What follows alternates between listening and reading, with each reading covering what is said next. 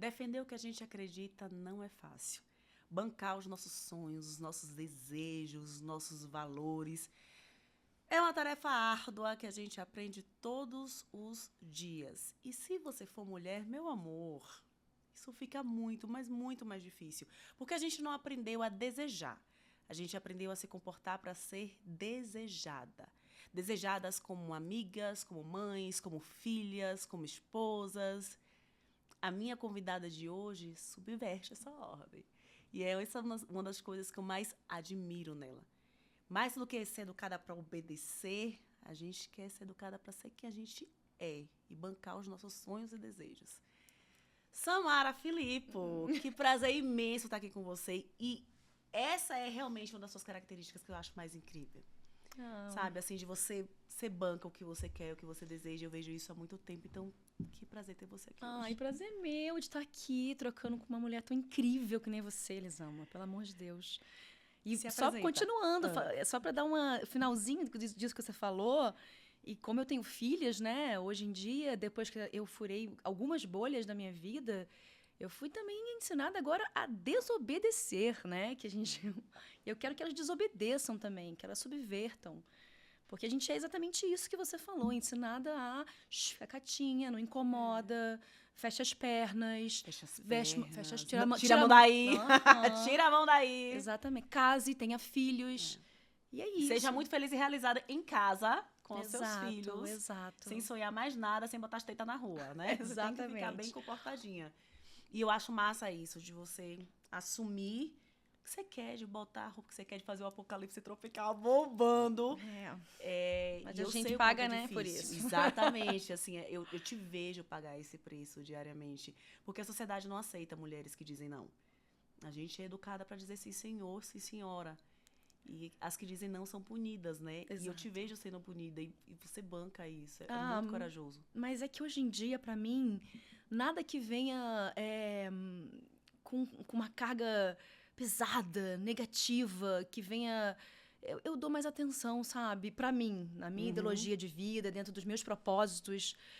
Cara, eu abro aqueles comentários que a gente vive, né? Consumindo aquela... que é tão nocivo. Mas a gente acaba indo lá, porque é um vício, né? Isso se torna um vício. E eu vou. Agora eu até tava brincando que minha terapia virou responder hater.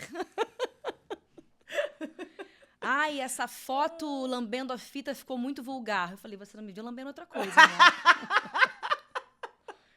Sabe? Eu preciso lidar ou com humor, com acidez, com subversão, com enfrentamento. Senão a gente adoece.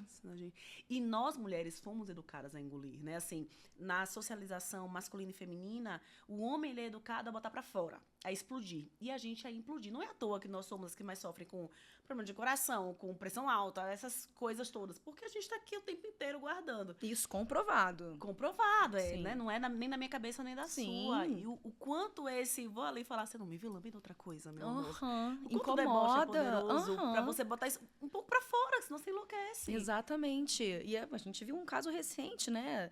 Que uma mulher que bota muito pra fora, que é a Luana Piovani. Nossa. Que a gente é chamada de quê? De louca, desequilibrada, de cala a boca, põe um sapato na boca dessa mulher, tá afim de mim. Entendeu? São Gente, tantas camadas. Essa tática é tão antiga, né? Tá afim de chega mim, a ser quinta B, né? Ai, gente, porque ela tá afim de mim. Você fala, amor. Cara, mas poucas mulheres bancam isso, viu, Elisama? De se estruturar, tá bem. Às vezes a gente até passa uma imagem muito forte de uma mulher, mas tá doendo, sabe? Sim, tem as lágrimas que a gente derrama de ver as tá. coisas. Mas a gente já começou a falar, pra quem não mora nesse planeta e não te conhece, Vamos lá. como é que você se apresenta? Sou a Samara Filippo, eu sou atriz há mais de 25 anos. Fiz minha primeira novela em 98 na Globo, chamada Anjo Mal. Depois fiz algumas novelas que algumas pessoas, né, que estão ouvindo e vendo a gente... Desculpa, é só ouvindo, só vendo também. As duas coisas, ouvindo e vendo. Talvez conheçam, que é Malhação, né? Que é o emblemático, toda uma geração sofre com a nostalgia de Malhação, Múltipla Escolha, Casa das Sete Mulheres, Chocolate com Pimenta.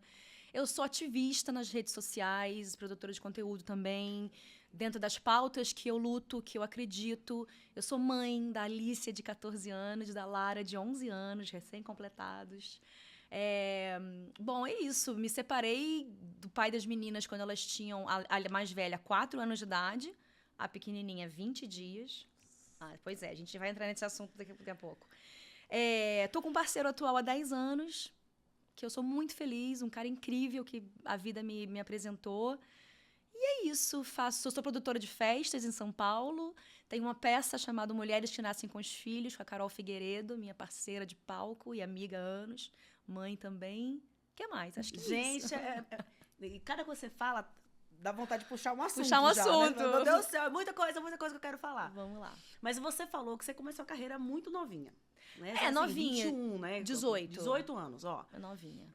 Você começou a carreira bem nova. Um bebê, eu diria. Se eu falar isso, Helena faz assim, mãe, você precisa saber o que é um bebê. Ela fica indignada. Maravilhosa. Ela fica indignada. Um dia desde uma amiga tava saindo com um cara mais novinho.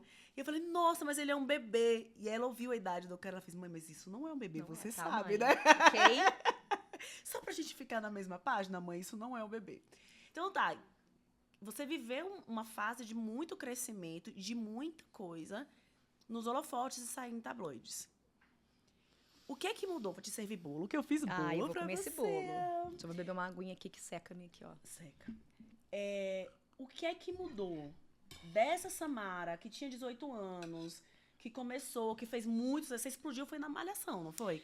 Não, na verdade, a primeira novela, Anjo Mal, foi um remake, grande, né? na verdade, que a Glória Pires fez a babá, era uma babá, lembra? Lembro. E a minha personagem, Anjo Mal, nem existia na primeira versão, né? Ela entrou só na segunda. E só pra contextualizar, eu vim de um programa no Faustão. O Faustão tinha um quadro, na verdade, que se chamava Estrela por um Dia. Então eu tinha 17 ali anos. Neném, gente, eu não consigo não falar E neném, era um chega nessa quadro idade. que era tipo melhor de 2. Então, assim, eu não sabia o que eu ia fazer da minha vida. Eu amava computação, eu tava na época em Windows, Word, Excel, fazer planilhas, sabe? Ai, gente, eu tenho 45. MS-DOS. Exatamente, MS-DOS. E tava meio me bandeando por esses lados, mas sempre fiz trabalho de modelo fotográfico. Tinha lá no Meyer, tá? No subúrbio do Rio de Janeiro. Tô falando de... Do Meyer. Look Models, Ford. E aí a vida foi me levando por esse caminho, assim, e tal. E quando eu fiz a oficina de atores da Globo, terminou a oficina, que é uma grande porta, né? Quase um celeiro para muitos atores que hoje em dia são super consagrados e tal. Acabou a oficina, fiz tablado, teatro famoso do Rio, oficina. Ai, quer fazer um quadro no Faustão chamado Estrela por um Dia? Uma menina falou... Minha mãe falou, filha, tem alguma coisa a perder? Mete a cara, vai lá. Tenta. Falei, tá bom, muito nervosismo. E no dia eu ganhei esse quadro, mas ganhei um cachê. Não era assim, sair pra uma novela direto. Ganhei um cachê e falei, e agora? Só que nesse dia, a vida, o destino, pra quem acredita, né? Tinha um diretor, o falecido Carlos Manga, que dirigia o Faustão e era o diretor da próxima novela, que era Anjo Mal. Então ele me viu nesse dia, exato. E aí começou, eu fiz 18 anos já no meio da novela. E dali pra frente, eu fui renovando o contrato, uma novela atrás da outra, entendeu? E você foi crescendo e vivendo um monte de coisas com essa exposição intensa. Porque a gente muda muito ao longo da vida. Exatamente. Como é crescer com essa exposição? E uma outra assim? geração, que não existia rede social. Que não existia rede social, assim. E com outra perspectiva, outro nível de cobrança também. A gente tinha outra consciência nessa completamente, mas talvez tivesse sido tão nociva quanto ela é hoje em dia. Hoje a gente tem outras viradas de chave, outros buracos, outras camadas, mas naquela época eu cresci sim numa opressão bizarra de corpo. Absurda! Eu já fiz alguns posts me desculpando com toda uma geração que acompanhou a Malhação na época, em que eu posava na Capricho, falando barriga sequinha da Samara. Em 4 semanas. Eu já recebi mensagens que me dilaceraram por dentro de meninas que fizeram lipo pra ter minha barriga. Caraca. Entende? E é tanta hipocrisia, Elisama, que eu não tomava aquele café da manhã que eu falava na entrevista. Era mentira. Entende? Só que eu era completamente inserida e vítima de um sistema que falava, se você não perder 2 quilos, você não tá na próxima elenco, você não tá na capa da revista, você não vai ser chamada pro trabalho tal. Você isso. Eu ouvia e vivenciava no meu corpo, na minha consciência, na minha existência. E vi amigas perdendo trabalho, né, Samara? Gente, é uma época, esses dias uma amiga tava reassistindo, deixa eu lembrar que novela é Mulheres de Areia. Uhum. E aí ela tava reassistindo essa novela, eu cheguei na casa dela, e o marido, que era o pai da Ruth e da Raquel, que todo mundo gostava dele, ele olha pra esposa, que todo mundo odiava, e fala assim, mulher, eu vou te dar uns tabefes. Tranquilão. Com muita naturalidade, assim, vou te dar uns tabefes. Sim. E todo mundo gostava porque ele era um cara legal. E era toda uma reprodução de estereótipos, né? A gordinha sempre era excluída, a melhor amiga, que sofria. Muito. O próprio gay representado na novela era aquele afetado, Sim. cheio de... É toda uma gama de estereótipos e de opressão muito feroz. E que eu acho que perpetua até hoje, Sim, Elisama. de outras Infelizmente, de outras formas, né? formas. Mas perpetua. E você era uma menina naquela época, assim. Você consegue pensar, enxergar como que você construiu hoje essa Samara tão ativista? Porque você saiu desse lugar dessa menina que sofreu muito, todo tipo de pressão em relação a peso, em relação à aparência, em Sim. relação ao envelhecer, em relação a tudo. E hoje você é uma mulher que tá na rede social questionando, botando a boca no trombone mesmo. Assim, não vou ficar calada porque vocês querem que eu fique calada. A sensação que eu tenho é que esse medo de perder trabalhos, ele não é mais tão ativo em você e que isso é bem libertador. Muito. Nossa, muito, muito.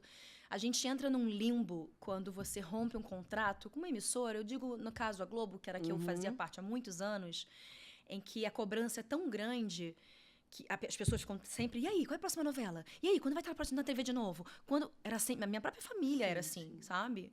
E se eu não tivesse na próxima novela, era aterrorizante. E quando o meu contrato se rompeu, que foi coincidentemente quando eu fui mãe, Uma coincidência, você sabe do que tá acontecendo? Eu não sei. Nunca vi isso acontecer, minha filha amiga. nasceu.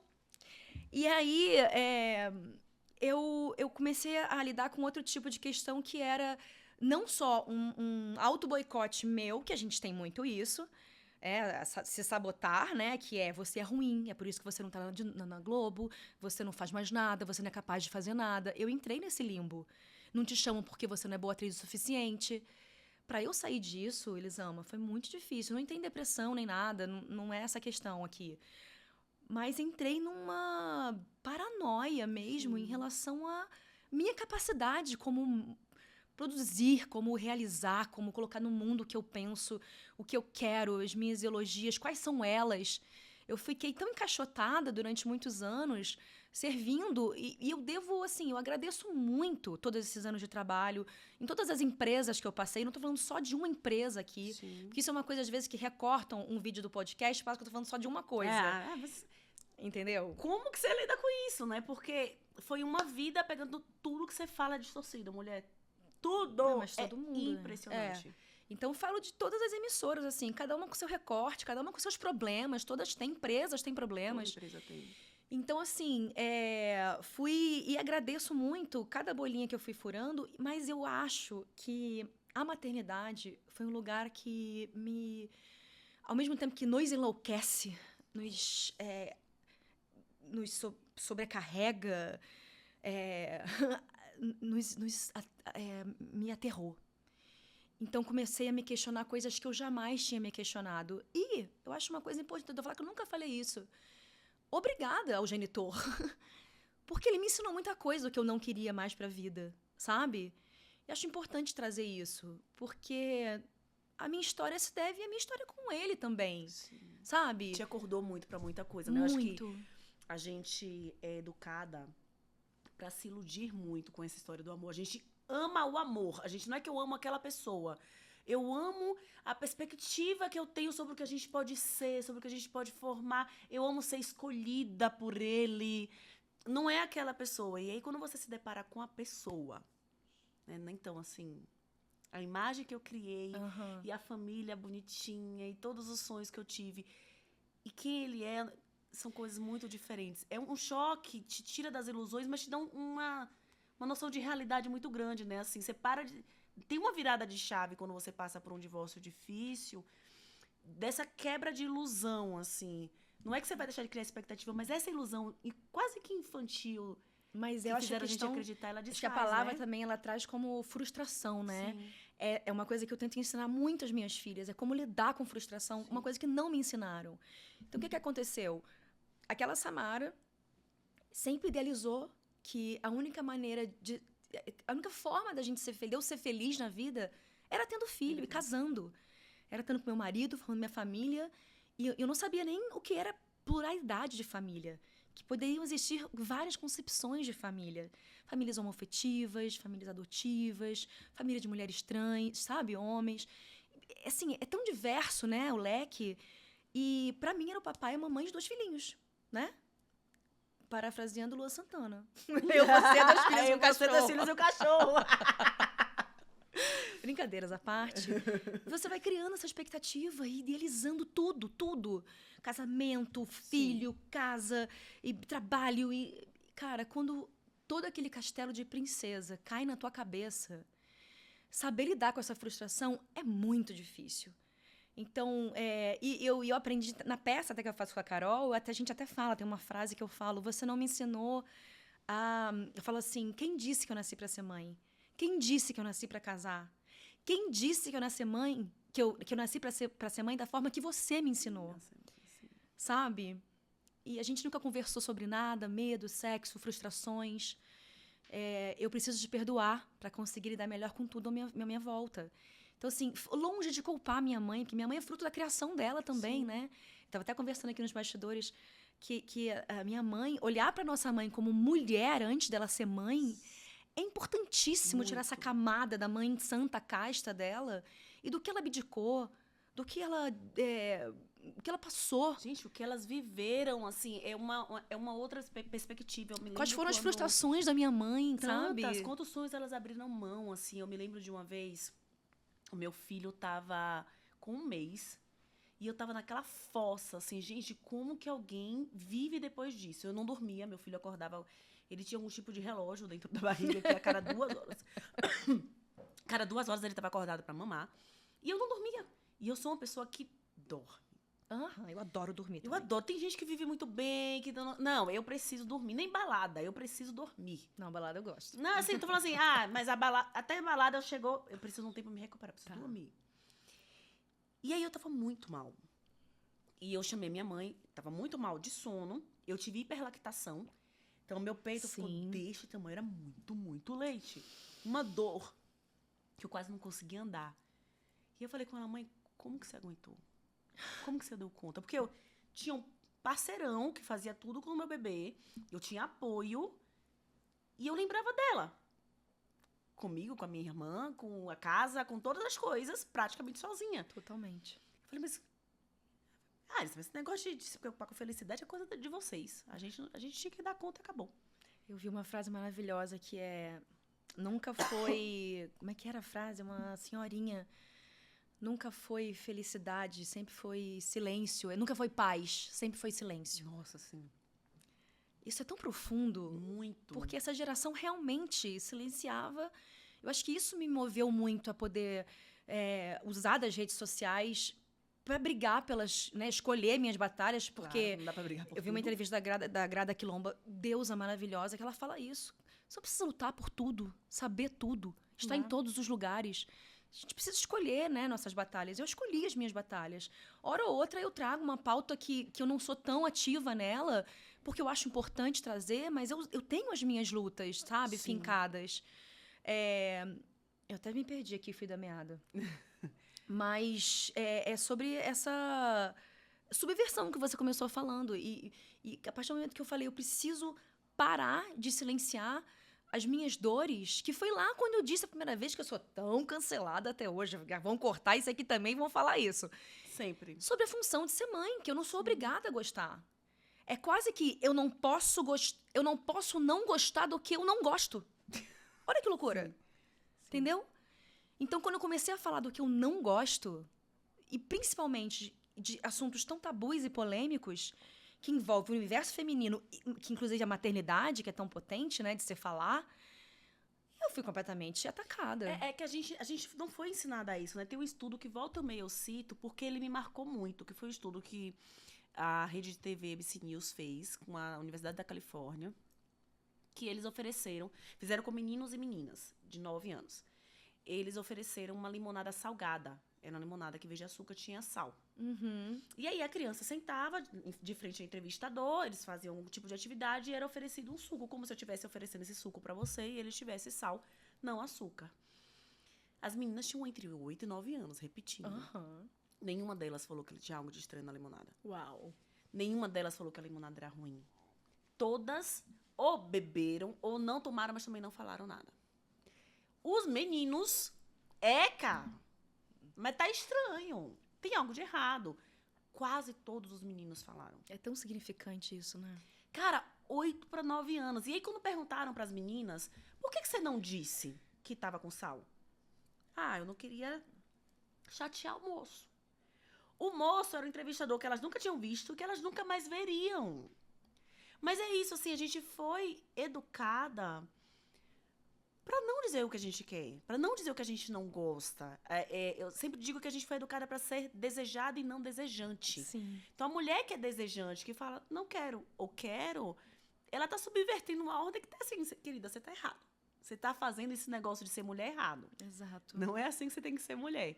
A gente tem que estar aqui obedecendo e dizendo o que a gente quer. E aí, amor, quando você chega no vespeiro da maternidade e fala, então, sabe esse negócio que deveria me deixar plena, feliz? E isso, Não tá rolando assim? exato. E isso, assim, são em todos os aspectos. Desde uma simples limonada para uma criança de 8, 9 anos, até, eu tava vendo até o programa Vendo não, eu vi um pedacinho assim, em que a Dani Calabresa tava falando sobre o surubão lá deles. Uhum. E falando sobre sexualidade. Muitas mulheres, muito pé na porta, vão lá e falam abertamente. Eu imagino um povo mais conservador assistindo, porque se um cara chega numa rodinha, numa entrevista, num videocast, num podcast pra falar sobre suruba, vai falar, ele pode, fez, né? malandrão. Hein? Imagina uma Sim. mulher falando que participou de uma.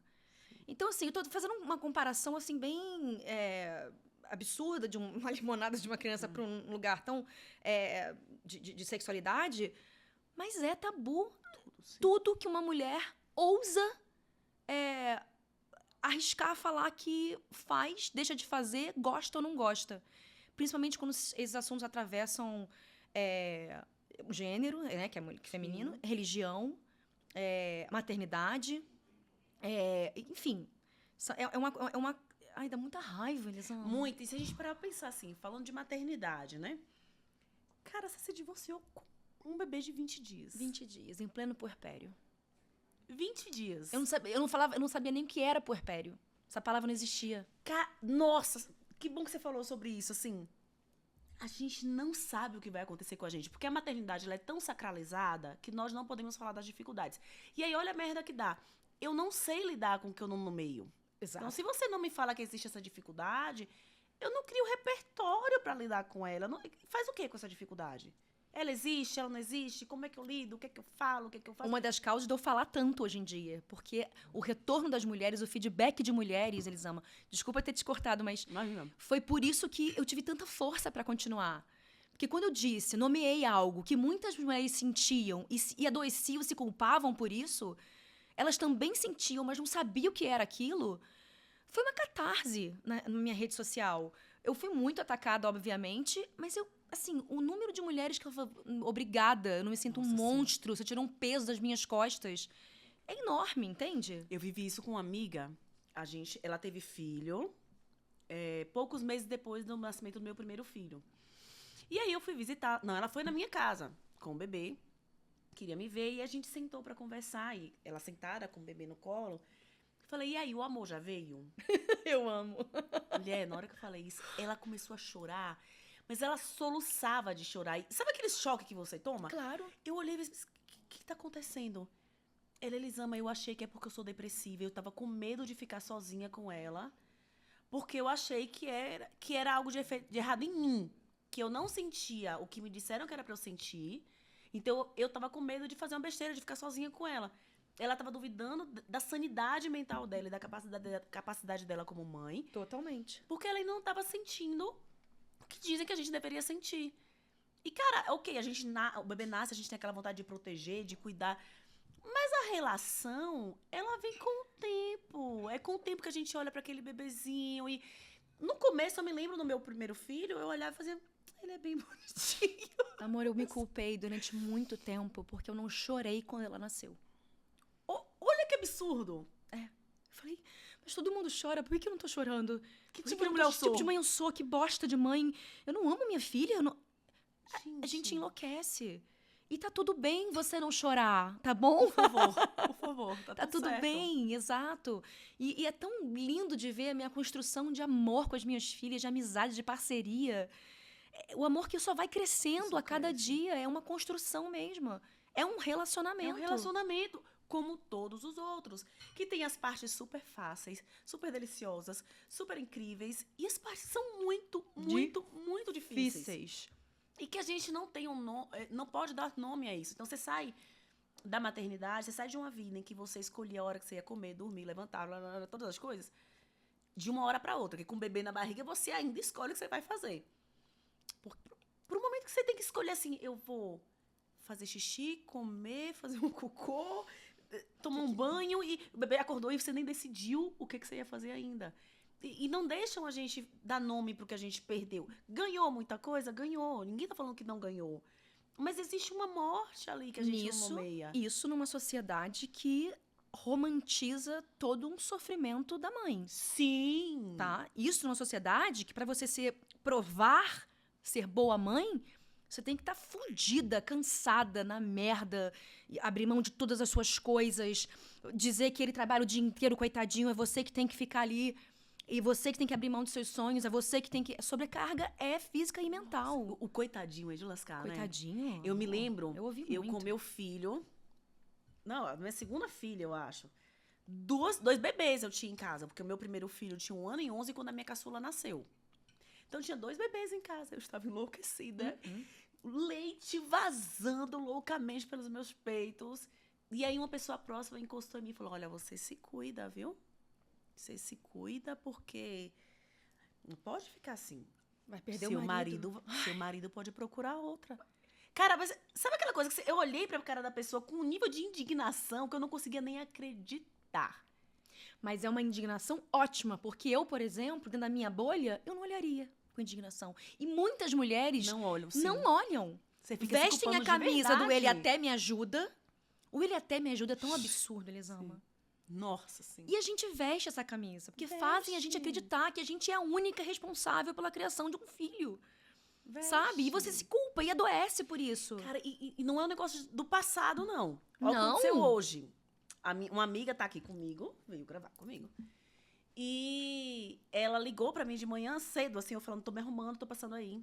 Amiga, uma das crianças, ela tem 3 filhos, tá passando mal de novo, eu não vou conseguir ir. E aí deu aquela... eu tô arrasada. E aqui vamos refazer os planos. Depois ela me ligou e falou, ó, marido vai ficar em casa com as crianças, ele conseguiu remanejar o trabalho e eu vou. E eu cheguei na casa dela e falei, cara, ele fez o mínimo e eu tô com vontade de agradecer. Que raiva! Que ódio!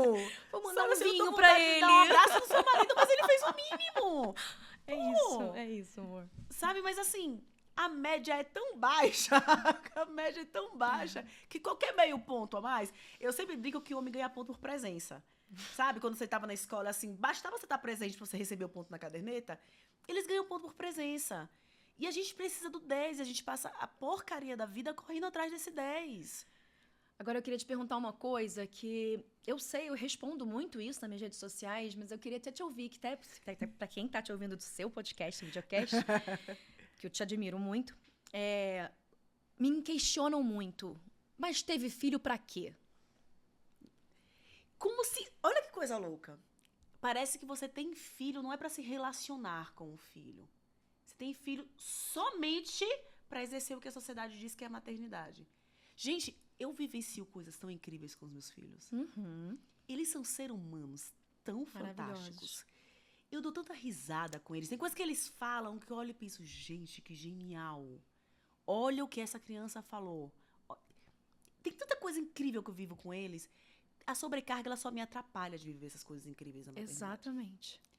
A sobrecarga atrapalha a gente de se relacionar. Eu costumo dizer uma frase que a maternidade é pesada se a paternidade é leve. Sim. Né? E isso é claro, eu não tô falando só de uma relação hétero, mas em qualquer tipo de criação de criança, né? A criança é criada por uma comunidade, por uma aldeia, né? Os povos originários estão lá para falar isso pra gente, ensinar isso pra gente. E só quem perde é a sociedade. Toda a sociedade, não é só eu e você que Enfim, mas é um perdemos. debate que ninguém tá preparado ainda, Elisama. Nessa coisa de cada um faz o seu, então é o seu filho, cuide do seu Exatamente. filho, é sua responsabilidade. Parece que é só nossa mesmo. E aí, além dessa cobrança que existe da sociedade pela mulher realmente feliz, próspera, só quando for mãe, e quando é que você vai casar? Aí já vem o machismo antes de você ser mãe. Sim. E aí, vai ficar pra Nossa. titia, solteirona, que é amargurada, mal amada. Não E achou aí você ninguém. acha a sua cara metade, porque não existe cara metade pra mim, eu sou um inteiro e continuarei um Inteirinha, inteiro. Pelo amor de Deus, inteirinha. Quero alguém que some na minha caminhada. Isso vem junto com a cobrança do homem dentro da relação com você pra ter um filho. Tava falando até aqui no bastidor também. Às vezes, porque foi a escolha dela. Às vezes nem foi escolha dela. Eu tinha esse discurso. Não, engravidar é uma escolha. Às vezes nem é escolha de Não muitas é. mulheres. Muitas vezes não é. Assim, a minha segunda filha, por anos eu chamei ela de a melhor surpresinha do mundo. A minha porque também. Foi a minha melhor surpresinha, mas é isso. Não. Eu não tava preparada Não pra uma tava filha. preparada. E eu tava tomando os cuidados que eu podia tomar na época e aconteceu de Eu engravidar. tava no meio de um projeto, eu queria realizar esse projeto, excitadíssima com esse projeto, engravidei. A melhor coisa da minha vida é minha filha. E meu amor por ela é E incontestável. não é dela que a gente tá falando. E como é Não. cruel, pra você falar da dificuldade, você tem que falar, olha como eu amo a minha filha. Como é cruel. Não, gente, não, meus filhos, ninguém fale dos meus filhos. Começa por aí. isso. Ninguém toque no nome dos meus filhos. Ninguém tá falando deles, eles são incríveis. Uhum. Ninguém tá falando deles, mas essa mania de falar, é porque o sorriso do meu filho paga tudo. Sorriso do meu filho não tem que me pagar o que ele não me deve. O que ele deve é outro. Exatamente. Sociedade tá me devendo, é pra ela que eu vou mandar o boleto. Não é pros seus filhos. Nada a ver. Sorrisinho deles ali é delicinha, mas não tem que me pagar nada. A gente constrói uma outra coisa. E a sociedade vai empurrando a gente pra esse lugar de que a gente não pode nem nomear o cansaço e tem que estar ali falando, não, se eu reclamo da função, eu tô reclamando de ser mãe. Exato. Dos meus filhos, da relação que eu tenho com eles. E são coisas muito diferentes. Eu ia entrar na maternidade mais pra frente no papo, mas já que a gente já entrou, ser mãe de 2 crianças negras. Quando você sacou assim, caraca, isso é muito importante ser mãe de 2 crianças negras. Essa diferença de cor entre minhas filhas e eu é algo que é muito relevante, que eu preciso ver o tempo inteiro. Assim, tem uma cena de This Is Us que eu amo, em que o Randall fala com o pai, que se você não assistiu, assiste, uma série maravilhosa. E o Randall, ele é um menino, um rapaz negro, e a família toda é uma família branca. E ele fala com o pai, você fala que você não enxerga a minha cor, se você não tá enxergando a minha cor, você não me vê. E aquilo é muito forte. Quando você conseguiu enxergar, eu imagino que não tenha sido no nascimento das meninas, porque você ainda era uma menina, Uhum. mas quando chegou o momento de você olhar para elas e falar, então, é relevante sim, existem coisas que elas vivem que eu não sei e muitas coisas que elas vão viver que eu não sou referência. Eu acho que nem foi um momento específico, sabe? Eu acho que foram chaves que foram virando na minha cabeça, na minha vida, na minha experiência com elas. No que eu acho que o meu fator principal, que eu costumo muito dizer quando eu estou conversando sobre isso, é da Alicia, quando eu tinha 7 anos e chegou em casa da escola, que é uma escola que ela estudava no Rio de Janeiro, majoritariamente branca, né? Sim. E todas as amigas, igual a mãe aqui de cabelo liso, falou, eu quero alisar meu cabelo. Ali, eu achei uma frase tão bonita, o véu se descortinou da minha cara e da ignorância de mulher branca. Então, ali eu acho que eu entendi, comecei a entender. Porque tem, até hoje está tendo. É um tropeço atrás do outro. Mas ali eu fui atrás de representatividade para as minhas filhas. Principalmente para a Alicia, que tinha passado por aquilo. A Lara era muito pequenininha ainda. E eu criei o canal, Muito Além de Cachos, que foi uma forma que eu achei ali de lúdica, né? De trazer empoderamento pelos cabelos, de fazer penteado para a escola, umectação, finalização, dedo lis, descobrir o que era Big Shop, o que era cronograma capilar, as tranças, sabe? e bonecas pretas que a gente nunca tinha tido em casa, livros com personagens pretos como protagonista. Já começar a questionar a escola sobre os livros didáticos, sabe? A Adriana, da família Quilombo, arcebispo, ela traz uma história que o filho dela, a professora pediu para fazer um trabalho e eram 4 figuras de famílias. E qual era a família que mais se parecia, né, com a família dele? Acho que deve ser de concepção, 2 pais, 1 filho, Sim. 3 filhos. Só que eram todas brancas. E o Akin é um menino preto retinto. Sim. E ele não fez o dever. E a professora questionou isso para Adriana. Ela falou, a família dele não está aqui representada. Querida. Então, essa bolha foi se estourando aos poucos, entende? Eu acho que a Lara, vindo caminhando com a gente, foi absorvendo isso que nem uma esponjinha. E minha caminhada com a Alicia vem sido sendo árdua, meu amor. Porque a Alicia é uma menina de pele mais escura do que a Lara, sabe? Eu converso com a Lara muito sobre isso. Isso é um lugar também que eu tô aprendendo sobre o pardo. É um lugar também que você tem muito lugar de fala, que, né, se você quiser até me ajudar. Sobre, filha, vocês são filhos do mesmo pai. Você é uma menina preta de pele clara. Você tem fenótipos de mulher preta. Cabelo, nariz, boca. Mas pelo tom da sua pele, talvez você sofra menos racismo do que a sua irmã. E a sua irmã menos do que a Maria, que é uma preta retinta. E nenhuma de nós somos privilegiadas, E tá? nenhuma. Jamais estão blindadas em dizer. relação a isso. Isso é um Na fato. minha casa, a gente tem também essa diferença de cor, né? Apesar de que meu marido e eu somos negros, o meu filho é um negro de pele mais clara, porque a minha mãe tem uma pele um pouco mais clara e meu avô era um homem branco. Então, ele tem todos os traços negroides, ele tem um bocão, narizão, cabelo super crespo e uma pele muito clara. Sim. E aí, quando Helena nasceu da minha cor, né? Helena é um pouco mais escura que eu. Mas quando ela nasceu, ela tinha um cabelo liso, que logo cacheou inteiro. Não tinha de onde tirar um cabelo liso, logo ela cacheou.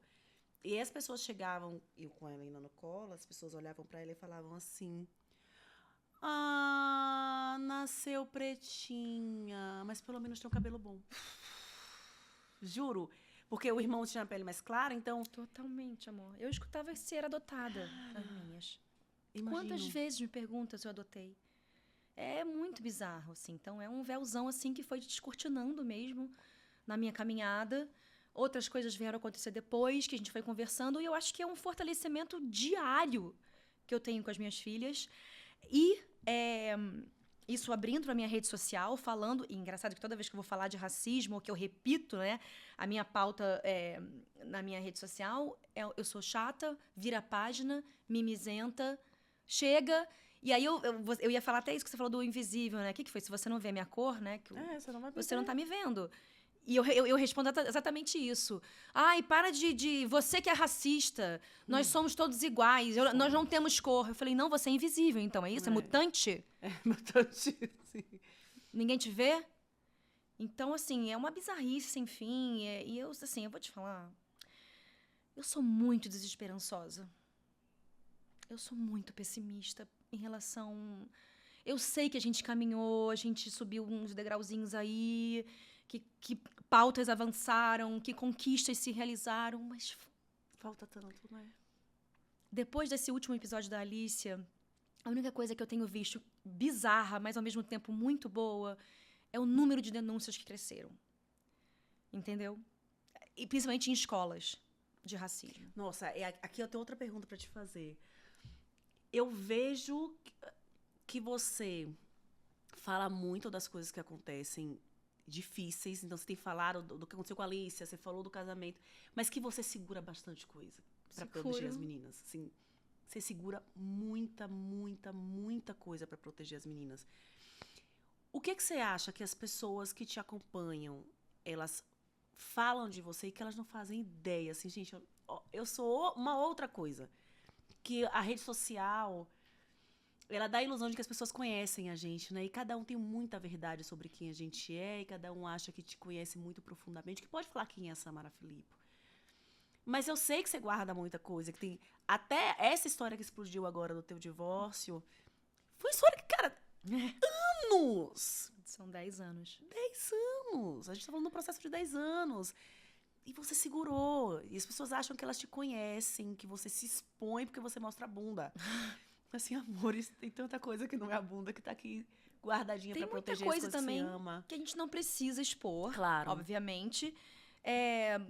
E tem muita coisa que você precisa estar muito consciente que você está expondo.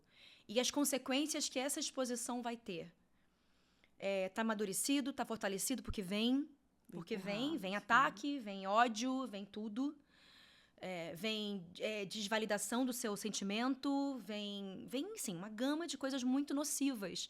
Que se você não tiver ciente de quem você é, do que você está lutando, pelas causas que você acredita, pelo amor que você tem, aquilo que você está se dedicando e botando a boca, né, no trombone, literalmente, você vai sofrer, vai ficar doente, vai ter um burnout, vai ter depressão, vai querer sumir. Então, assim, hoje em dia, eu estava até falando também que a única pessoa que, as únicas, né, que são capazes de me silenciar são minhas filhas. Eu tenho muita coisa ainda que eu não posso falar, que eu não trago à tona Por elas. para protegê-las. Como você lida com elas e essa exposição? Porque elas não são mais menininhas. Elas são maiores, elas têm acesso à internet. Sem menininha que eu tô falando assim, não tem mais 2 anos que você Sim, consegue... dá meu Google no meu nome e acha tudo. Exatamente. Assim, minha filha um dia desse chegou da escola. A gente deu Google no seu nome na escola. E aí, o que você viu, filha? Como foi pra você ver? Eu tinha foto minha também. Como é pras meninas? Porque existem notícias com o teu nome, se a gente dá um Google no teu nome, cara, que elas são muito absurdas. Né? E tem um lugar, como a nossa sociedade é tão machista, que o cara faz merda e quem paga quem tá destruindo lá e as suas filhas é você. Na hora de fazer a merda... Gente, eu já morri em acidente de avião, você sabe, né? Você morreu em acidente de avião? Morri. Eu Amiga, e minhas não 2 sabia. filhas, eu morri em acidente de avião. Ah, foi? Tá lá a matéria, amor. Se você botar lá, é o famoso clickbait. Olha isso. Eu acho que a primeira coisa que eu faço, Elisama, é tentar, que a gente nem sempre consegue blindá-las em relação a isso. Ao quê que eu quero dizer? A nomear o que eu não gosto nem de falar mais fake news, porque a gente já vê que é tão americanizado. É mentira. É mentira, o nome é mentira. É mentira. Então, assim, filha, dê um Google no meu nome. Viu uma notinha que te incomodou, que é alguma coisa que você... vem falar comigo, vamos sentar e conversar sobre isso. Porque 98% das coisas que saem em internet, na deep web, na internet, na dark web, sabe? É mentira. É algo que as pessoas querem sensacionalizar para criar um clique ali e dar view. Sim. Então, isso prejudica, isso também adoece, isso também leva muitas pessoas à depressão. E até a menina até que tirou a vida, né? Naquele caso lá do bate-papo com o Whindersson, que era mentira. Era mentira, sim. Então, assim, é muito grave. Então, eu preciso... É igual o racismo. Sim.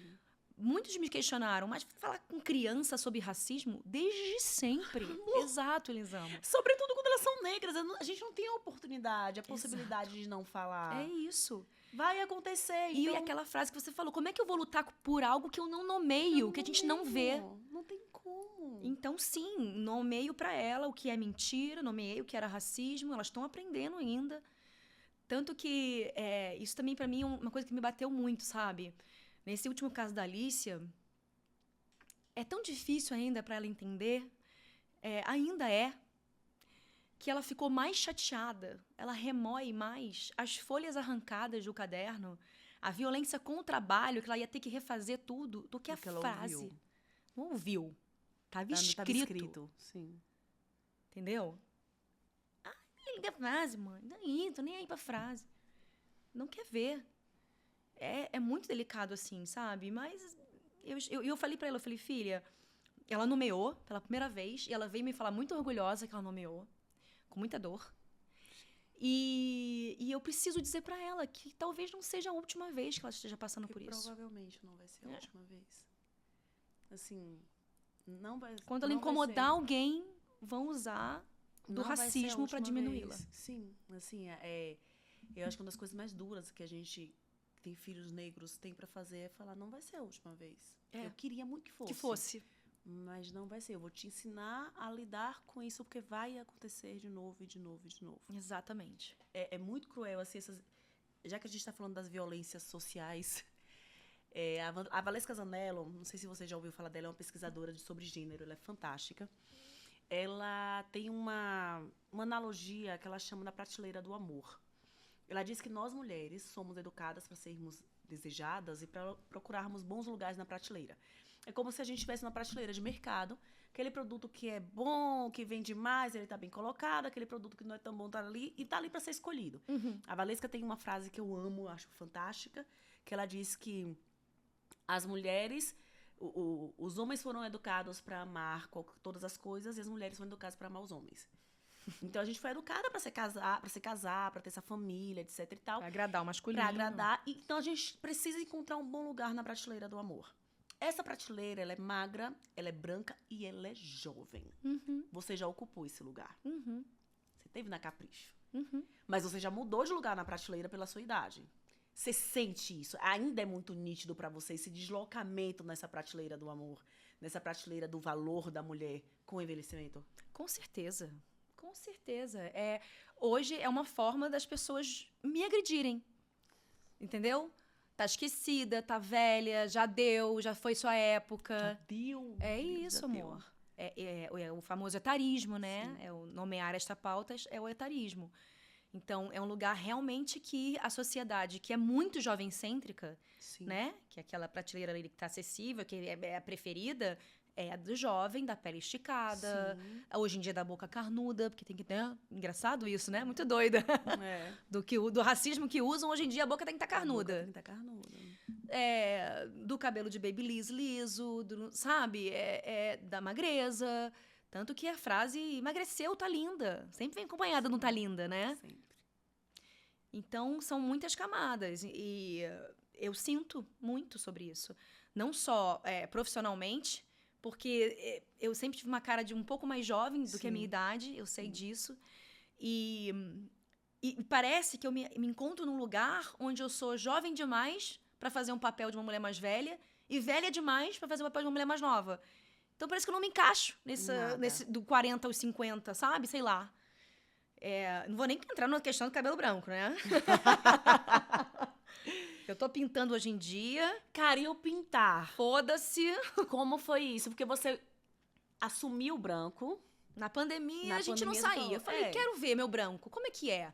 Algo que eu sempre repudiei. Por que eu repudiava? Essa questão veio na minha cabeça. Por que eu repudio tanto meu cabelo branco? Eu tenho cabelo branco desde os 20 anos de idade. Meu pai era um cara muito grisalho. Isso é meio hereditário. Sim. Então, eu sempre tive. Isso sempre pintei. Sempre pintei. Parecia dois... Pintava. Aí eu uno isso a muitas coisas, assim. Desde os estereótipos das mulheres grisalhas que apareciam nas nossas histórias contadas. Da velha má, a vovozinha de crochê, a bruxa... são só as grisalhas. Sim. Muito tempo depois veio uma mulher, uma empresa, uma advogada, uma médica, Sim. né? Grisalha. Com uma aparência um pouco mais jovem. Porque existe, quando eu falei do grisalho, cara, uma gama de uma rede de mulheres, uma comunidade grisalha apareceu na minha frente. Eu nem sabia que existia. E aí, beleza. Peitei a pauta, olhei pra mim, fiz as pazes com meus cabelos brancos. Pra conhecer, né? Olhei pra... Exatamente, olhei pra eles. Fiz até uma campanha em relação a essa transição do cabelo branco. E aí, de repente, eu falei, cansei. Enjoei. Chega. Não quero mais. Eu tô afim de pintar, vou pintar de azul. Mas eu gosto do preto, eu gosto de ficar de cabelo preto. Da minha pele, o contraste e tal. Como eu sou criticada. Não ia assumir os brancos? Não pode mudar de ideia, Não pode, né? amor. A gente não pode mudar de ideia. pode. Eu passei isso com a bariátrica. Mas como assim você vai fazer bariátrica? Uai, mas eu vou fazer porque tô afim. É isso. Tô com pressão alta. E as pessoas, é engraçado, porque as pessoas falam, mas você sabe que você vai tomar vitamina a vida inteira? Eu tomava losartana. Troquei a losartana pela vitamina, pra mim tá lindo. Pô, tá lindo. Sabe? Mas você não pode mudar de ideia, você não pode experimentar algo. E eu amo mudar de ideia. Sinal que eu aprendi. Mas eu aprendi que eu posso sim, Elisama. Sinal que eu aprendi. Sim. Exato. Eu aprendi. Eu vivi coisas que me mostraram, olha só, isso aqui que eu não concordava, que eu não gostava, acabei de descobrir que é legal. Exatamente. Quer dizer que a gente tá viva, né? É. A gente muda de ideia porque a gente tá viva. Eu fico me questionando muito que agora, e isso é outra pauta, né, que eu levanto, que eu vou fazer 46 esse ano, e eu não falo inglês, eu não toco um instrumento. Só que eu tô me sentindo velha pra começar agora. Sim. Você entende o que bate na minha cabeça? Eu adoraria tocar um instrumento. Inclusive, eu fico brincando que quando tem rodinha de pagode na minha casa, eu pego o ovinho. Só fico no ovinho aqui, ó. Tchac, tchac, tchac, tchac, que eu tenho ritmo. Mas eu sinto falta de tocar um violão, um piano, um cavaquinho, sabe? Saber dominar um instrumento. Falar bem fluentemente o inglês ou uma outra língua. Eu me sinto uma inútil, incompetente, incapaz. E aí eu ainda entro de novo no ciclo. Mas não tem como sair. Não tem. Aí, amor. mais uma vez, citando a Valesca Zanello, ela participou de uma entrevista, acho que foi com a Marcela Ceribelli, no Bom Dia Óbvios. E aí a Marcela pergunta, mas você acha que não dá pra gente esquecer? Ela, dá pra esquecer, só se a gente ficar com demência, que a gente esquece tudo e esquece isso também. Esquece, justamente. Então, se você tiver alguma coisa, questão cognitiva, que você esquecer muitas coisas, pode ser que você esqueça isso. Mas se você continuar com o seu funcionamento cerebral como ele está hoje, você não vai esquecer. É um observar muito constante, né? De, por que eu acho que eu não posso aprender agora? Vai ser um pouco mais difícil do que uma criança? Sim. Vai, mas por que eu não posso aprender agora? De onde eu tirei essa ideia? De onde eu tirei essa ideia? E se a gente parar pra pensar, assim, 46 anos quando a gente era menina... Era velho. mulher, É velho? e elas eram muito diferentes, elas vestiam Sim. a ideia de serem velhas. Exatamente. Né? Então, assim, a gente envelhecia mais cedo. Considerando que a nossa expectativa de vida também era menor enquanto sociedade, né? Uhum. Se envelhecia mais cedo. Sim, meus pais também, dentro de casa, eram exemplos de pais, pessoas mais conservadoras, com 40, 45 Sim. anos, entendeu? Eu falava, tá, é assim. Né? Porque é o seu espelho, o seu É exemplo. isso que é envelhecer. Eu li esses dias uma pesquisa, eu acho que foi da Miriam Goldenberg, não tenho certeza, em que ela diz que ela pesquisa velhice, e aí ela pesquisou homens e mulheres com 80, 70 anos, e o maior medo das mulheres é parecer ridícula. Parece ridícula. Tão Mulher, a doido. gente envelhecer com medo de parecer ridícula. Amor, eu fui perdendo isso aos poucos também. Tanto que eu fiz até um post uma vez em que eu comprei uma jardineira. E eu tinha vergonha de colocar jardineira. E o pensamento é, eu tô ridícula, você é ridícula. Essa jardineira, não tenho idade pra usar uma jardineira. Que jardineira é essa, Mara? Aí quando eu fiz... Aí vem de novo essa coisa do não silenciar, do não calar. Já que existe rede social hoje em dia, usa dela, faz dela como, sei lá, uma ferramenta de cura pra você, que faça sentido pra você, sabe? Sim. E aí eu fiz um post falando... Tirei uma foto minha com a jardineira, jardineira. assim. O que foi de mulher mandando foto pra mim e postando elas de Com a jardineira. Gordas, magras, altas, velhas, jovens, todos os tipos de mulheres. Eu falei, gente, que loucura. Hoje em dia, eu tô no apocalipse tropical, com tapa-bico, Maravilhosa, gostosa pra caceta. rebolando a minha raba, muito feliz. Muito feliz e muito linda. Muito feliz e muita liberdade. Mostrando para as minhas filhas que eu quero que elas acreditem nos sonhos delas. Eu acredito nos meus para que elas acreditem que elas são capazes de realizar os delas. Cara, e tem isso, né? A minha primeira vez que eu usei um batom vermelho, eu não usava batom vermelho. Eu cresci ouvindo que a minha boca era muito larga, né? Então, assim, muito grande, muito bocuda. Bocuda tanto na aparência quanto no tanto que falava, né? Então, eu não usava batom vermelho de forma alguma. E aí, um dia, eu com a Helena no Sling, aqui fui comprar um presente para um amiguinho de Miguel, que ia pro aniversário. E a pessoa me falou, a mulher chegou para vender um perfume e falou, ó, tem um batom, esse vermelho vai ficar lindo em você. E eu olhei e falei, não, mulher, eu tenho muita boca, eu não vou usar batom vermelho. Quando eu falei isso, eu olhei pra Helena, aquela bocona igualzinha, assim, aquele coraçãozinho. Cara, eu falei, moça, me dá o batom aqui. Botei de lá pra cá, usando com batom forte. Mas foi por ela, sabe? Sim. Foi por ela, entender assim, quando eu falo pra ela, quando eu falo, a minha boca é enorme... E foi por você também. Sim, mas eu acho que esse começo foi por ela. Hoje é por mim. Assim. Sabe? Hoje é por mim. Hoje eu boto... Não penso mais em Helena. Sim. Hoje eu faço por mim. Mas aquele primeiro dia foi por ela. O estalo O foi estalo ali. foi ela. Foi olhar pra ela e falar, gente, eu não posso passar isso pra ela. Então, diversas vezes, a minha coragem vem dela. Vem de olhar pra ela e falar, não, agora não é hora de desistir, assim. Tô com medo, mas eu devo isso pra mim e pra ela. Mas e pras sabe o que mulheres que é estão doido? vindo ainda, sabe? Sim. Que no início, quando a festa começou, a nossa festa tem 5 anos aqui em São Paulo. Uhum. Quando a festa começou, e eu sempre gostei. Era uma coisa que estava em mim. Era uma mulher que a maternidade, às vezes, dá uma sufocada. Silencia, cala a boca, quieta, fica aí. não combina. Exatamente. Seja É boa igual o menina. cara de mãe, né? O que é Sim. cara de mãe? O que é cara de mãe, amiga? O que é cara de mãe? Tem cara de mãe. Enfim, aí quando a festa começou e eu fui começando a ter liberdade de ir pra minha festa, era uma desculpa pra eu botar aquela roupa e aquela maquiagem, aquele glitter.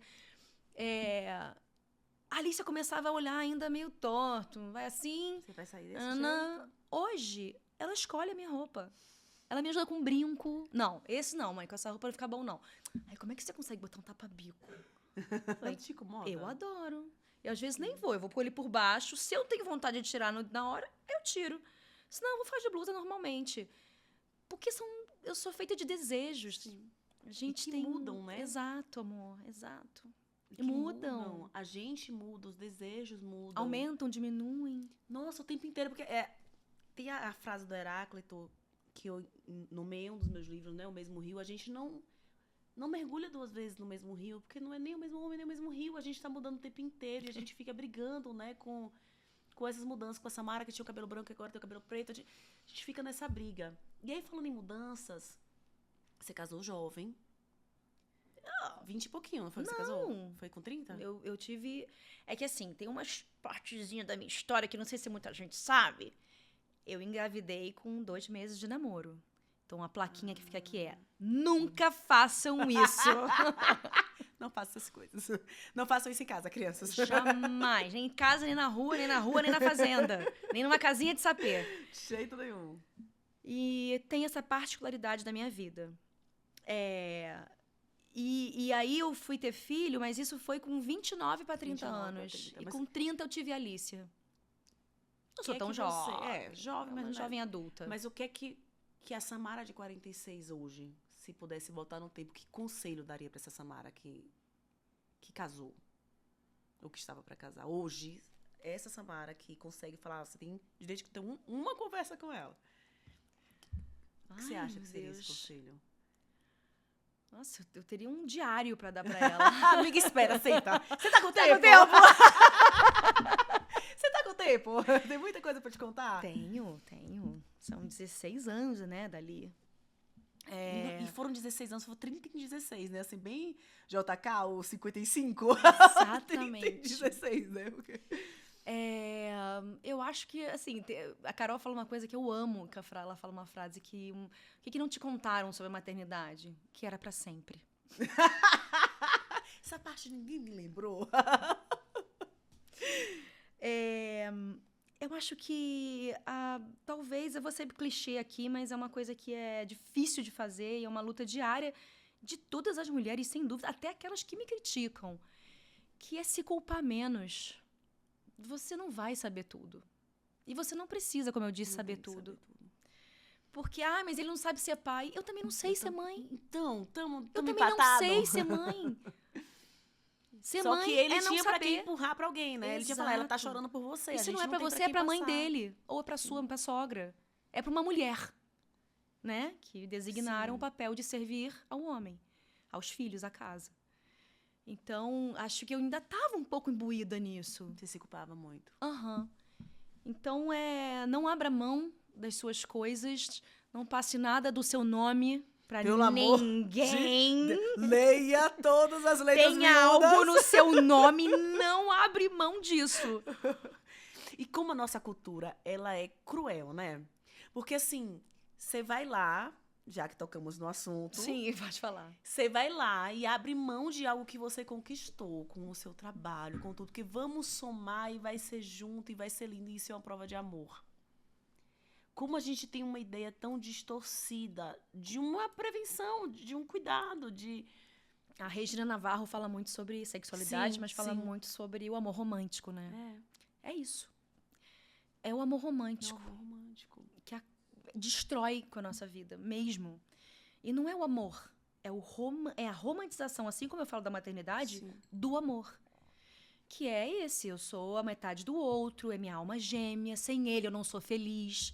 Se ele me largar, o que eu vou fazer da minha vida? Ou porque dependem financeiramente, emocionalmente. E isso é uma coisa muito doida também, porque tem mulheres que são muito bem-sucedidas, Sim. que são CEOs, fodonas, dona da... Mas a dependência emocional de um homem é tão grande que fica ali naquele relacionamento que é abusivo, violento, tóxico. Mas você foi escolhida, né? É, ele te fica aí, querido, por assim, você. Ele te validou. Você tem uma carteirinha assim, fui escolhida por alguém, fui casada. Estou casada. Exato. Eu fui escolhida por alguém. Eu li dia desses também sobre uma pesquisa falando sobre as viúvas. E o quanto mulheres viúvas se consideram felizes. Que doido. E aí tem nessa ideia da viuvez trazendo essa felicidade, elas já foram escolhidas, elas não foram largadas por um homem, porque quando você é divorciada, sim, você foi largada a culpa é diferente. A culpa é sua. Elas já foram escolhidas, elas já foram validadas, elas não precisam mais no carimbo, um homem te escolheu, portanto você é boa. Elas agora podem só viver. Olha que coisa impressionante, assim. Essa questão que você levantou de você abrir mão de algo seu, para mim foi exatamente isso. Em prol desse amor romântico que me fez acreditar na família perfeita, no castelo de princesa, que eu tava sendo escolhida para estar ali, sabe? Sim. Então tava tudo bem isso. É a única coisa que eu tenho, eu vou dar o que eu tenho. Para isso ser construído. Que a gente dá tudo, né? Para isso ser construído, eu vou cuidar dos filhos dele, porque ele precisa trabalhar e ser bem-sucedido. Esse realmente era o meu pensamento. Cara, era de verdade o seu pensamento. Era. E aí a vida me deu assim, ó. Jaque! Acorda, garota! e assim, a gente às vezes se culpa por ter tido esses pensamentos, mas a gente foi socializada para ter esse pensamento. Não é uma escolha. Não é uma escolha. Não é vítima mesmo. É como aquela coisa de, ela fica com ele bate nela, ela continua com ele. Pois é, tem uma construção que faz ela continuar com ele. Tem uma construção que faz a gente acreditar que é aquilo dali que vai dar felicidade, que é aquilo dali que vai dar realização. E quem tem filhos até, inclusive já entrando nesse assunto, não separa por medo do que ela vai causar nessas crianças, né? Do trauma que pode vir a causar se for uma mãe separada do pai. Porque não é decisão só sua. E não é só assim, não é só o trauma que você vai causar na separação. É a certeza de que a maioria dos homens deixa de ser pai quando deixa de ser marido. Também. Eles não se separam da esposa, eles se separam da família. Então, eles têm uma relação diferente com os filhos daquele casamento. E muitas vezes, chega num nível tão cruel, Elisama, que pra esse cara, né, porque eu tenho casais de amigos que têm uma relação de separação bonita, legal, admiro muito. Mas em muitos casos, eu já vi do pai querer atingir a mãe através dos filhos. Nossa, mas é o que mais acontece. Então, fode a cabeça, a saúde mental dessa criança pra chegar na mãe. Sim. É muito louco, cara. É de uma crueldade imensa. E aí a mulher fica com medo, né? Porque você faz assim, como que eu me separo? Sabendo que do meu lado, eu estou vendo o que está acontecendo, eu estou cuidando das crianças, eu tenho algum controle aqui. Quando ele sair de perto de mim, sou eu sozinha. É muito difícil. A gente não foi ensinada pra isso. Não. A gente começou nosso papo assim. A gente não foi ensinada pra isso. Com você aconteceu com um bebê de 20 dias. Então, não sou eu sozinha com um bebezinho, né? Sou eu sozinha e com uma criança maior. E com a culpa de que a falência do casamento foi minha. Foi minha. Eu tenho certeza que todas as mulheres que estão ouvindo a gente agora, ouvindo, ou sentem agora, estão agora em casa sentindo a culpa da minha separação foi minha. É que a eu não fui capaz de segurar esse cara. Né? E a gente cresceu ouvindo isso. Eu me lembro de conversas de vizinha, de mãe. Ai, mas ele era horrível. Mas olha, uma boa mulher estrutura um homem. Você viu como ele mudou? Você viu como ele mudou? E se eu posso falar uma coisa pra essa Samara lá de 30 anos? Eles não mudam. Não muda, não. Não. Ai, mas... Não, ele foi uma vez só, mas ele não vai fazer mais. Ele tá mudando agora, ele foi pai, agora é outra coisa. Você compra na planta e vai ser a mesma coisa. Porcaria. Vai botar sofá, vai pendurar quadro. Na planta, vai botar um reboco. E a entrega vai ser a mesma. Igual. E a gente tem muito essa ilusão de que a gente vai salvar o cara, né? Que a gente vai salvar o cara. E aí, você tá num relacionamento há 10 anos. Tô. Como é recomeçar uma relação depois de passar por um divórcio complicado e no qual você foi tão exposta de tantas formas, assim. Como foi recomeçar, sabe? Estar com uma outra pessoa depois de tanto caos, porque a gente fica dolorida. Sim. Tem marcas. Existem marcas que ficam na nossa, Claro, e eu carrego na até nossa hoje. alma. Posso Pra fazer se relacionar, pra terapia. confiar. Sim. Cara, pra mim é uma conquista, assim, da mulher que eu me tornei, que eu quis me tornar, né? O mesmo véu, né, que eu falei lá da branquitude, que pelas minhas filhas, e que se foi a maternidade que teve que me trazer isso, porque eu já ouvi isso. Ah, só luta pelo racismo porque tem filhas pretas. Sim. E talvez, sim. Talvez eu fosse uma idiota ignorante até hoje. Dá pra alienada. saber? Não dá. Não dá. Então, que bom. Eu sou muito feliz por isso. Muito realizada, né, com as minhas filhas também. Mas eu entendi... O pai das meninas me fez entender, foi o que eu falei, o que eu não queria mais pra mim. Sim. Eu passei pelo luto, que eu acho que é fundamental. Fiquei mal, tive uma depressão pós-parto, não consegui amamentar minha filha. A Lara mamou 1 mês de vida só. Tive todo o processo. Eu nem sei se eu passei por esse luto consciente, mas eu passei. E a maior parte das vezes é inconsciente. É inconsciente, mesmo, né? A gente passa atropelada. E aí eu fui me permitindo aos poucos, porque eu sempre fui, né, da noite do carnaval, sempre adorei a maternidade que fez... Sim. Segura. E aos pouquinhos eu fui revendo e revisitando essa Samara de 25, 26 anos, antes, né, de ser mãe. Que não é maternidade, né, Samara? É o que se cobra da maternidade, né? Porque cobra. não era pra ela ser. Não é pra você fazer não é. isso, né? Exatamente, é isso. Eu repetindo isso, mas isso é bom você trazer. Não é a maternidade. A maternidade é muito bonita. É o que cobram dela, é o que fizeram com ela, né? Exato.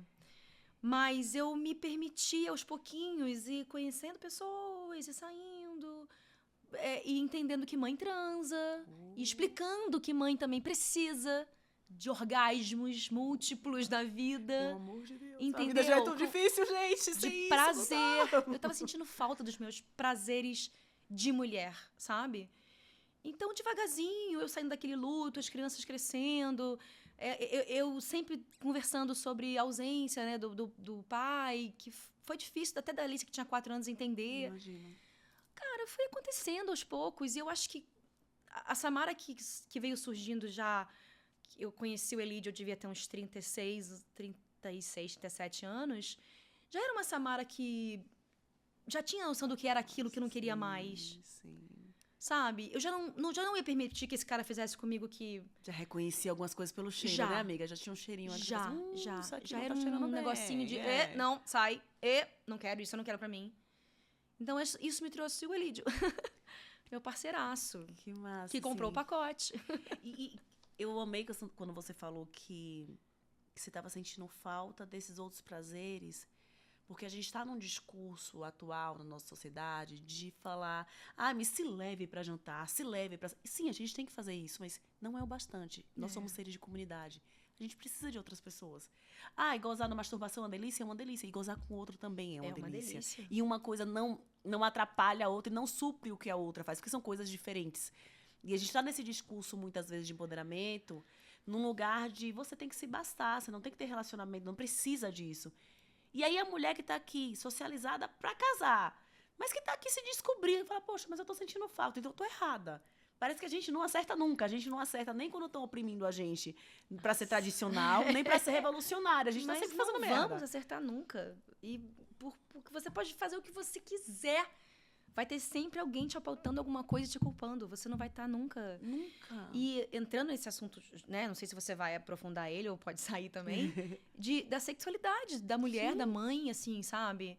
Da mulher, falando da mulher em geral, independente dela ser mãe ou não, a gente é fruto de agradar o homem, né? Sim. Então, amor, assim, eu passei capricho que você tinha ali de seca a barriga em 4 dias. Ela tava tinha lá. Ali, como é que você faz um sexo oral? Mas, amor... Como é que você faz tal coisa ali pra agradar? Como é que... A mulher no homem, né? A mulher no homem, sempre só isso. As dicas todas ali. Tanto que, realmente, numa relação sexual heteronormativa, o homem vai sempre gozar. A mulher nem sempre. E dane-se se a mulher tiver prazer ou não. A gente é criado pra isso. E sabe o que é cruel? Você A gente geme aprende conforme o filme. Exatamente. A gente aprende que se você não gozar, quer dizer que o defeito tá em você. Não é porque ele Claro, fez mal. óbvio. Não é porque ele não sabe o que ele tá fazendo. O problema é seu, querida. Então você finge o orgasmo não é só pra agradar ele, é pra você dizer pra você mesma e pra ele que você é uma mulher que funciona. Exatamente. Você Porque dá o o erro seu é sempre melhor aí, nosso. independente do seu prazer. Independente. Você não vai, talvez você não tenha, tá? Performa o que você tem Mas que faz performar. ele sentir prazer, porque esse é seu dever. E mostra, finge que você tá gozando, porque se você não gozar, então você é a frígida. Exatamente. Não é ele que não sabe te dar prazer, não é ele, é você que é a frígida, meu amor. Gente, Você eu que não duvido tá que não tem funcionando. uma mulher na vida que não finge um orgasmo. Você gente, que não vergonha, tá funcionando. E a gente é ensinada a fingir. isso. A gente é ensinada a fingir. A gente é ensinada a fingir que tá gostando. A gente é ensinada, assim, existem cenas de filmes que a mulher tá ali transando com o cara e você vê a cara de tédio, ela tá virando o olho. Cara, aquilo me dói no nível. No nível, eu assisto aquelas cenas e penso como a gente normaliza isso. A gente normaliza peraí, meu amor, você não tá sabendo o que você tá fazendo aqui, querido. E a gente normaliza desde pequenininho. Desde muito pequenininho. Desde meninos que são introduzidos na vida sexual através de mulheres de programa, através de... O pornô é o que eles consomem o tempo inteiro. Se E imagina continuam, hoje. Samara, Mas, o que é amor, muito hoje é pior. chocante. Hoje, com 2 cliques, você chega E num esses site meninos aprendendo sobre o corpo feminino e sobre prazer assim. através de um filme violento, machista, Violentíssimo. agressivo. Exatamente. Viram essa britadeira que não sabem fazer, não E sabe eu nem tô entrando reconhecer uma mulher. numa de uma 14 anos, 15, que os portais estão se abrindo, a vida sexual tá começando. Não Sim, tá, mas falando interesse, é normal. tá é começando a o que vai aguçar o acontecer. crush, a paquera. Mulher, e eu conversando com uma amiga recentemente, e a gente tá aqui, mas estamos com tempo. Direção deve estar toda nervosa, mas estamos com tempo. Eu conversando com uma... Não vou me silenciar! Tá louca? Tô com tempo. Eu conversando com uma amiga e ela me dizendo que estava preocupada porque ela viu a filha de 16 anos conversando sobre esposa troféu. E ela falou assim, eu tremi. Eu tremi de ouvir, e quando eu perguntei pra ela por que você quer fazer da vida, e ela falou com todas as letras um dia pra mim, você é esposa troféu. E aí ela disse que parou a filha e falou, você sabe qual é o preço disso, minha filha? Você sabe qual é o preço de ser uma esposa troféu? Eu sei que os vídeos na internet estão falando que é só você se maquiar e se arrumar e ficar em casa sem fazer nada, mas você sabe qual é o preço disso? E aí ela falou, eu não consigo parar de pensar nisso. É angustiante mesmo. Porque a gente vai da violência sexual, parece que estamos voltando casinhas, não é? Mas hoje em dia, isso eu digo realmente, pra mim, com toda a propriedade, que é muito pior. Porque, assim, eu sou cria mesmo da pornografia. Eu consumi quando eu tinha, sei lá, 17 anos. Sim. Eu lembro que eu pegava escondido, só que era fita cassete do meu pai. Cassete, uma coisa muito escondida, era revistinha. Aguçada da curiosidade, eu botava lá e voltava no número que eu tinha que voltar no número pra ele não ver que eu vi. Não ver que você rebobinar no ponto certinho. Exatamente. E, como eu falei, hoje em dia, um TikTok da vida mostra uma dancinha. Se você entrar no TikTok, se você não preencher nenhuma preferência, não quero botar nenhuma preferência de conteúdo, só aparece adolescente sexualizada dançando dancinhas na sua feed. Então, isso leva não só à sexualização de menor, de meninas, a objetificação da mulher, como sempre. Como sempre. Mas as letras das músicas completamente machistas, que são moda hoje em dia. Isso me preocupa muito. Porque a Lara, de 11 anos, consome, obviamente. Só que eu tenho um lugar com ela que, assim, não adianta eu proibir. Sim. Eu dou uma restringida. Né? A gente não vai ter controle controle de tudo nunca. Maternidade me ensinou isso também. Sim. Não teremos... A vida, né? Não teremos... Mas ela, principalmente. Teremos controle de nunca. Não teremos controle de nunca, Samara. Repete esse mantra. E eu sento com ela e falo, vem cá. Vamos ouvir essa letra aqui junto. Vamos ouvir junto aqui. O que é que você acha que isso aqui tá dizendo? Cara, o cara começa falando assim, ela não depende de... mulher que não depende de homem, otária, ela deixa ela... Sabe uma coisa assim? Eu pauso. Vamos debater sobre essa frase. Vamos conversar aqui, filha. O que você acha disso daqui? Eu faço isso com as minhas filhas, de verdade. Eu faço com os meus filhos. Eu faço com meu filho. Eu falei, vem cá, você acha que seu colega falaria assim se fosse outro menino? Ou ele só falou isso porque era uma menina? Você acha que você tá rindo porque é um menino ou porque é uma menina? Exatamente. Falo com o meu marido várias vezes que eu não percebo. ouvir de novo o que você falou. Uhum. O que é que ele riu disso. Mas é esse exercício que é constante. Ó, vou te fazer perguntas pra você me responder, assim, aquele bate-boca. Ai, que ódio disso que eu tenho, meu Deus. Eu também não gosto, mas eu acho legal ouvir. Não gosto de responder, mas eu tô fazendo as perguntas. É só eu que tô fazendo. Então tá, vamos nessa. Um momento que você... inesquecível, que você viveu que foi inesquecível. Que foram os nascimentos das minhas filhas. São momentos realmente inesquecíveis. São. Nossa. Sem romantizar, mas foram. Sim. Um sonho realizado. Minha peça. Eu imaginei que seria peça. Minha peça. Minha peça e meus projetos que eu idealizei e estão no mundo. A produtora Samara. Sonho, produtora em ação, Samara, acreditando nela. Um sonho a realizar.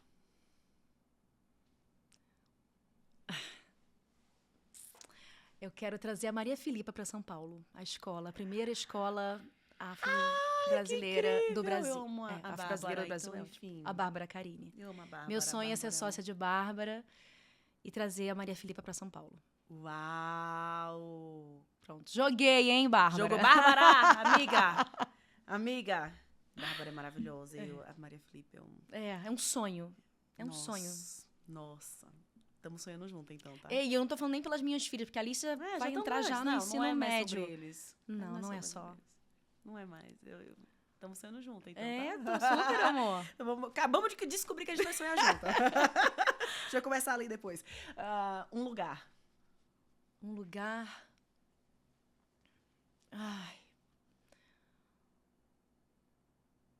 Ai, gente, difícil responder essas coisas demais. Colo de minha mãe. Ai. Sinto falta. Ela tá lá no Rio de Janeiro. Colo sinto muita falta da velhinha. Nossa, que lindo, colo da mãe, sim. Tá uma senhorinha, bem senhorinha já, sabe? Sinto falta dela. Um livro, tem algum livro que te marcou? Que você leu, que você fala, nossa, esse livro aqui me marcou muito.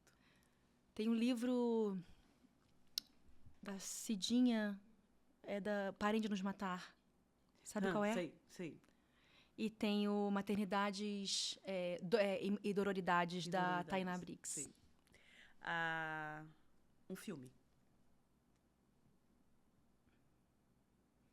São muitos. Eu vou pelos recentes que eu acabei de ver, que me tocaram muito, que foi Mulher Rei. Nossa, acabei de ver e eu não tinha visto, e é um filme que me tocou muito. Mulher Rei, cara. É muito lindo de ver, eu não só pela produção cinema, da Raiola. Eu não sei nem dizer como eu me senti vendo aquele filme. Você foi ver no cinema? Eu vi em casa, foi lindo demais. Não sei nem dizer. E eu fui na pré-estreia, né? Então, assim, cinema cheio de gente preta. Então, foi um...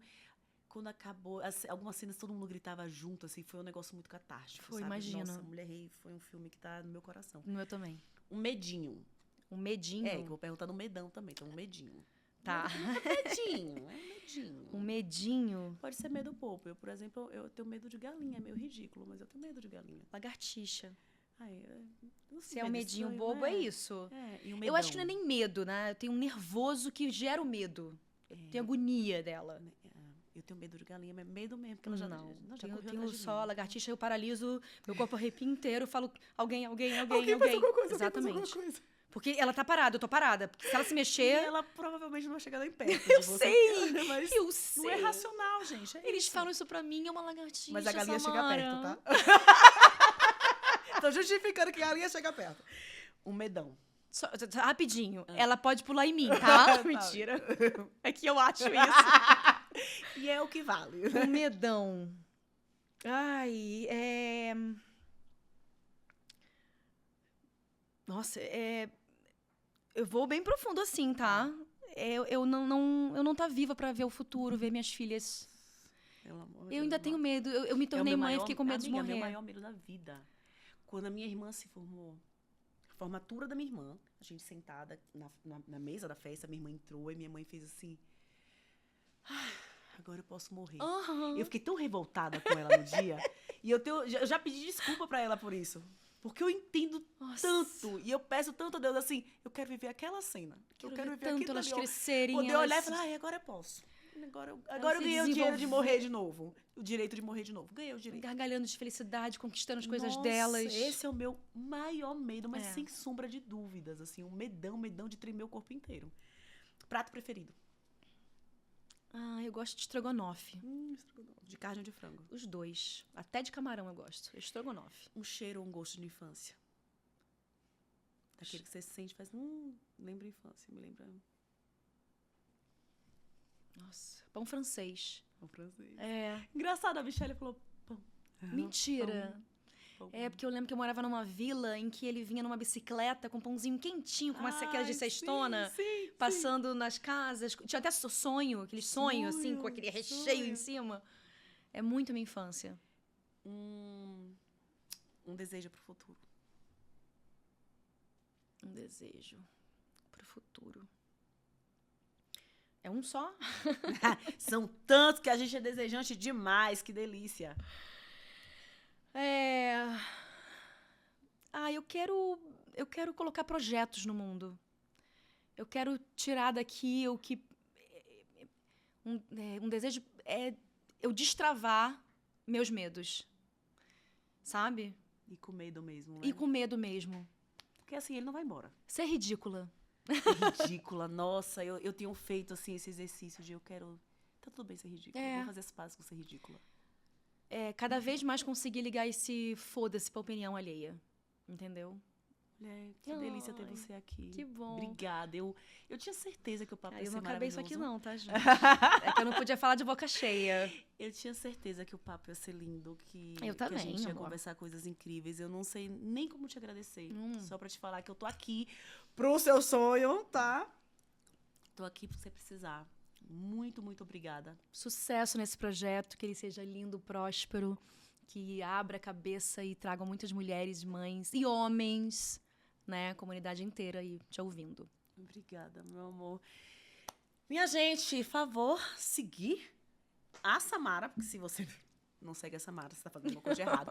Então, siga a Samara, compartilha esse episódio, manda pra quem você acha que precisa ouvir um pouquinho do nosso papo, bota nas suas redes sociais e até a próxima. Tá com tempo?